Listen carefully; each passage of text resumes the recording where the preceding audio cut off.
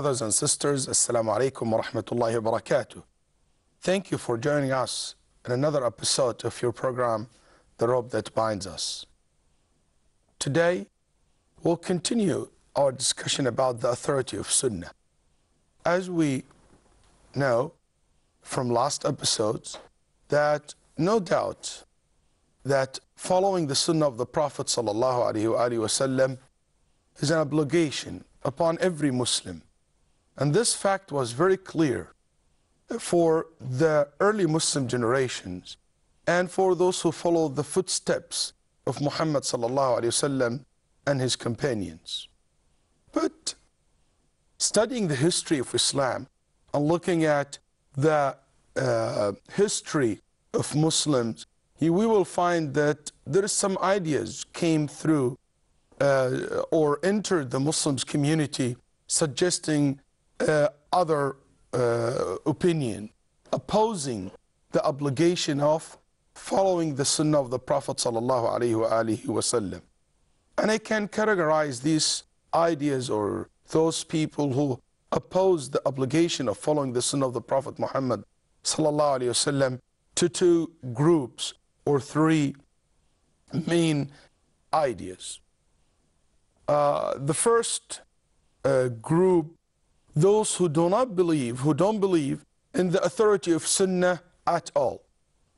There is some people or group came in the history of Islam who opposed the concept totally, 100%. And those who don't believe in the Sunnah and the authority of the Sunnah of the Prophet Muhammad sallallahu alaihi wasallam maybe are not common today as it used to be in some time in the history of Islam. But the idea itself still exists, that some Muslims, they have doubt about the authority of Sunnah. When you tell them that what the Prophet Muhammad ﷺ immediately tell you, is there is a proof in Quran? Or when you tell him this and that, he will say, is this in the Quran? Is this in the Quran or not? If it's not in Quran, he will feel that he can't trust the Sunnah or the Hadith of the Prophet sallallahu alaihi wasallam. The most known group through the history of Islam who said such thing were known as Al-Khawarij, who's a very, this sect appeared in the very early time, in the end of the time of the Sahaba radiallahu anhum wa ardahum. Those people said that a Muslim must only pray 2 times a day with any form of prayer. It doesn't necessarily to be ruku' and sujood the way we do it, because they said it's not exist in Quran. The Quran just asks us to perform prayer, since they don't believe in the Sunnah of the Prophet sallallahu alaihi wasallam.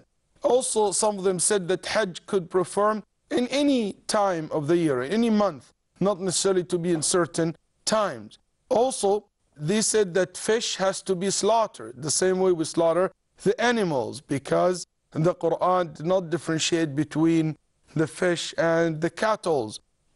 They said, as I said, 1 rak'ah offered twice a day, sufficient for the obligatory prayer. And they said the missed prayer of a woman who in her menses must be made up the same way she has to make up the fasting. Also, she has to make up the prayer, because the Quran did not differentiate, and so on. They came up with so many rules, which is, for us, it sounds very weird, it sounds very wrong, but for them, these rules were accepted because they are not exist in the Quran, as they claim. This idea was appeared in by some individuals during the time of the Tabi'een. The time of the Tabi'een, which is the second generation of Islam, the successors. For this reason, Ayyub al-Sikhtiyani, one of the Tabi'een, said, if you narrate to a person from the Sunnah, and he says, leave this aside and narrate to us from the Quran, then know that he is an innovator. That shows you clearly that this idea, this concept appeared in that time, that let's leave the Sunnah on the side and only take from the Quran.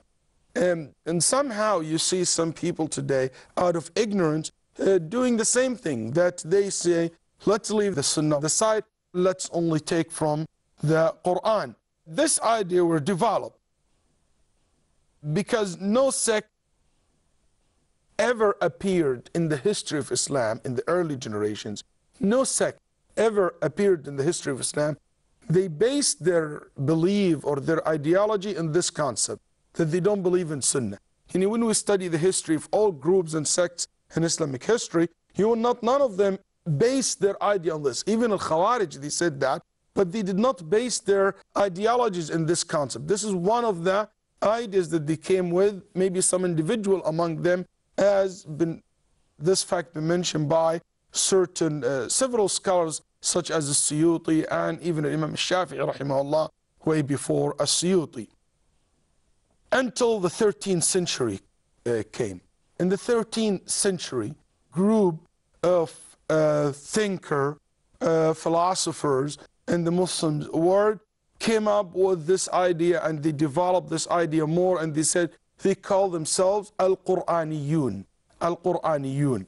Al-Qur'aniyun denied that the Sunnah is from Allah and that it is a reliable source for the religion.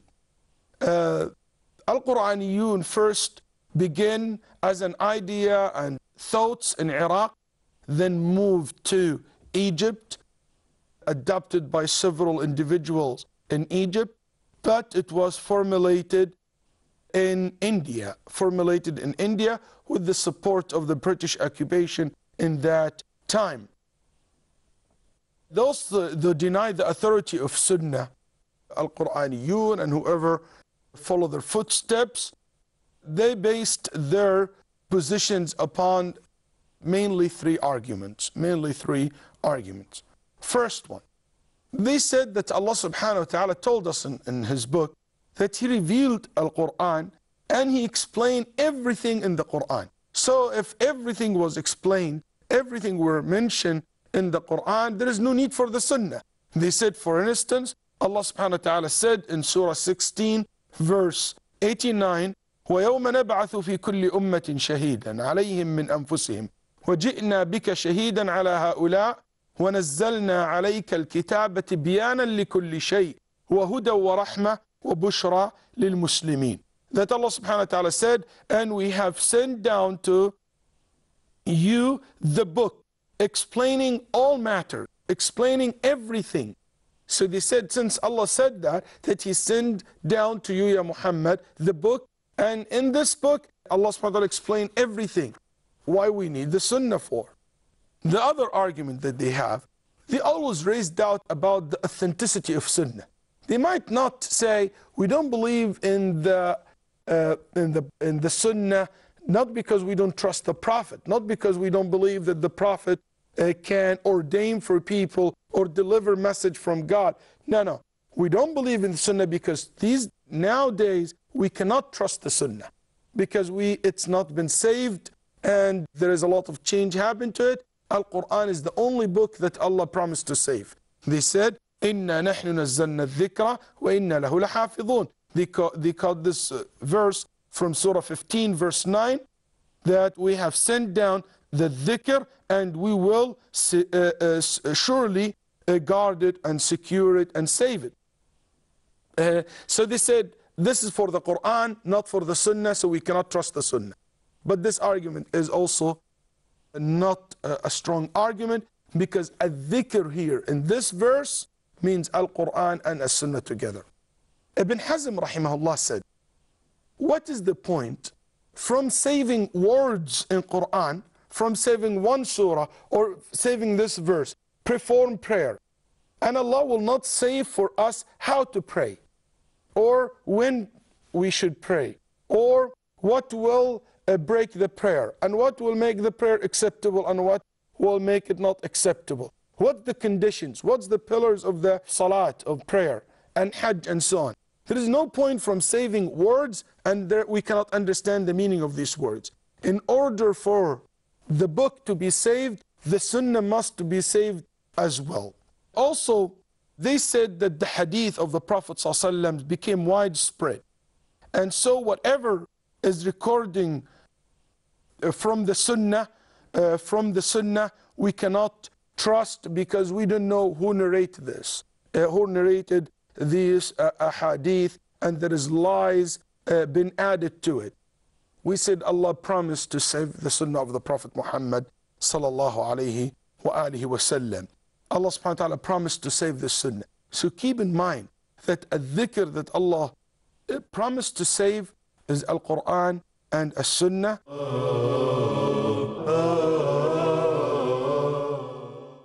Regarding duties, the Prophet ﷺ said, whoever sleeps over a prayer or forgets it, he must pray it as soon as he remembers it. There are no expiations other than that.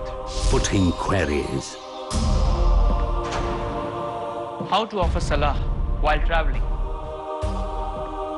Can a woman travel without a mahram?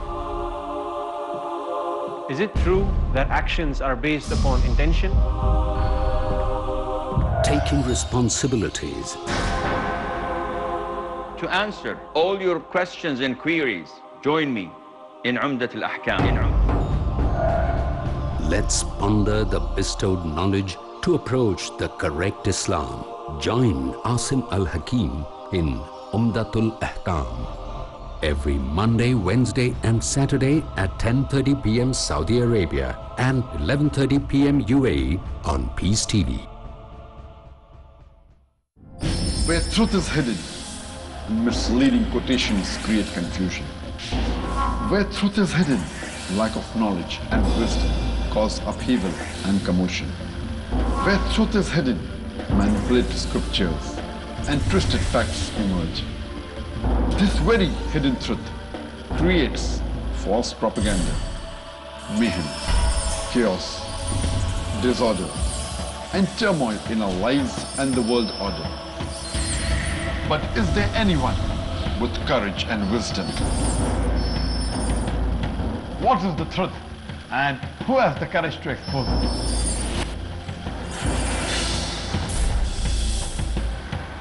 Because it's your right to know the truth. Watch Truth Prevail and Lies Perish in Truth Exposed by Dr. Zakir Naik, next on Peace TV.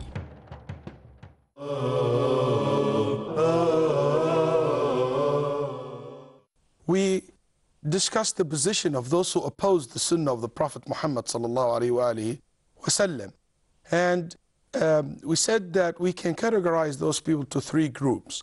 The first one, or the first groups, who oppose, or those who don't believe in the authority of the Sunnah of the Prophet Muhammad sallallahu alaihi wasallam in general.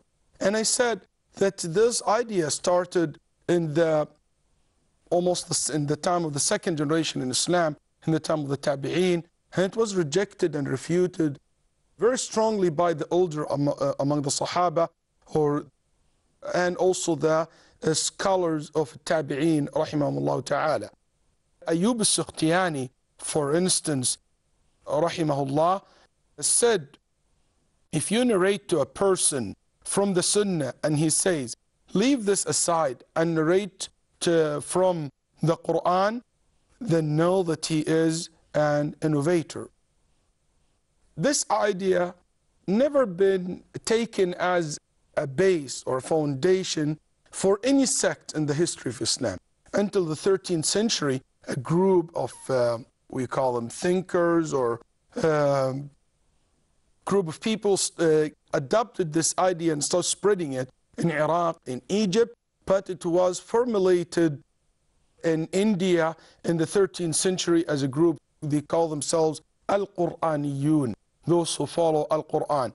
They claim that Allah subhanahu wa ta'ala, when He said in His book that He have sent down the book, and in that book He explained everything. He mentioned all matters. They thought that means that there is no need for the Sunnah because everything in the Quran.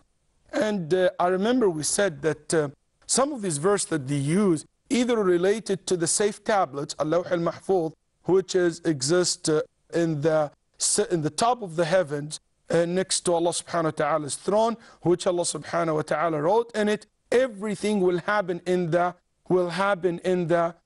this word.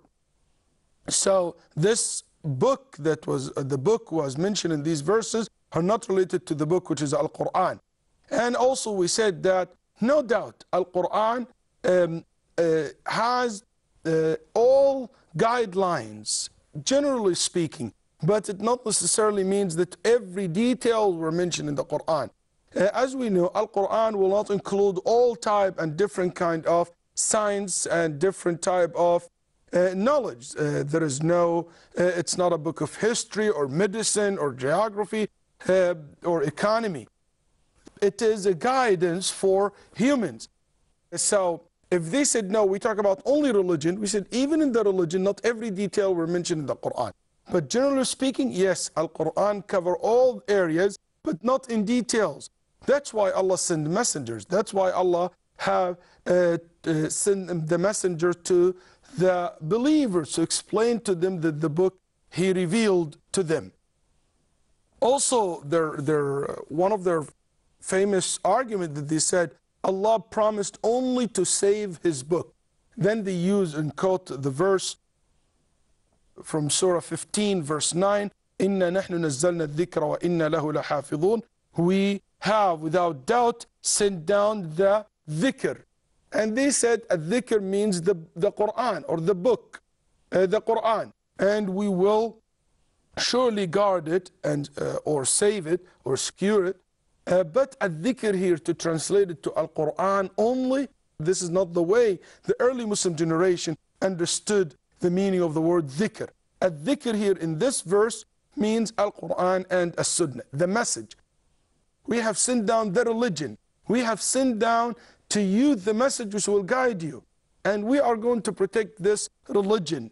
That's what this verse means. It's not only related to Al-Quran, but it is more general than that, as Ibn Mas'ud and others have said. That's why there is no point, as Ibn Hazm said, from saving words in Quran without saving the meaning of it, how to be understood, how to be understood. Also, their third argument, they use a hadith where the Prophet ﷺ, they claim that the Prophet ﷺ said, my hadith will become widespread. So whatever is according to the Quran, then it is from me. And whatever contradicts it, it is not from me. So they said that means the Quran is the ultimate source of the religion, the only source of the religion. There is no need for the Sunnah because everything has to go to the Quran. First of all, this hadith is fabricated. As the scholars of hadith and the scholars of Islam said, Al-Shafi'i, Ibn Mahdi, Ibn Abdul Barr, Al-Saghani, Ibn Hazm, Al-Shawkani, Shaykh Islam bin Taymiyyah, and so many have mentioned this hadith and they judge it as fabricated hadith, unacceptable hadith. So how can you base a belief or an argument based on a fabricated statement, a fabricated hadith? Also, this hadith contradicts itself because in the Quran, Allah ordering us 33 times to accept what the Prophet, whatever the Prophet ﷺ said or whatever the Prophet ﷺ teach. Anyway, the argument will not stop here. There is another group of people also adopted this idea and start spreading it in a different way to raise doubt about the authenticity of the Sunnah and raise doubt about that Muslims should go and refer to the Sunnah in all matters, and they should not go to the Sunnah and instead only go to the Quran and take their religion and their rules from the Quran. Those people, what some of the Orientalists who are like non-Muslims and they are Western mainly researchers who has studied Islam and Islamic science and wrote so many books about Islam and Islamic science. They raised some doubts about the authority of Sunnah, and they wrote several articles and these articles read by some Muslim thinkers, and they wrote also their own articles and their books to raise more doubt about Sunnah. We know in any researcher or any student of knowledge who studied the history of this claim, he will be familiar with so many names came in different places in the world who wrote articles to raise doubts about the Sunnah. Without going into the names of those thinkers or those people who raised the doubts of about the authority of Sunnah, let's take some of their argument and examine them. One, they said many hadith are the result of a political and social evolution and not necessarily from Muhammad sallallahu alaihi wasallam. I remember once I was in Chicago attending to a conference. Some Orientalists were talking about the history of Sunnah and so far. And one of them actually said the same thing. He said that the hadith was made up by some Sahaba or Tabi'een or some scholars just to serve a political reason or because of social reason. So if people are rich, he will make up a hadith encouraging people to donate to the poor. If people are poor, that's a social reason. He will make up some hadith to make those people feel good that there is a Jannah and that's what the reward they will get. And he has no shame when he's saying that. And he said for political reason, they mentioned some hadith about the Khilafah and about who's the Khalifa and so on.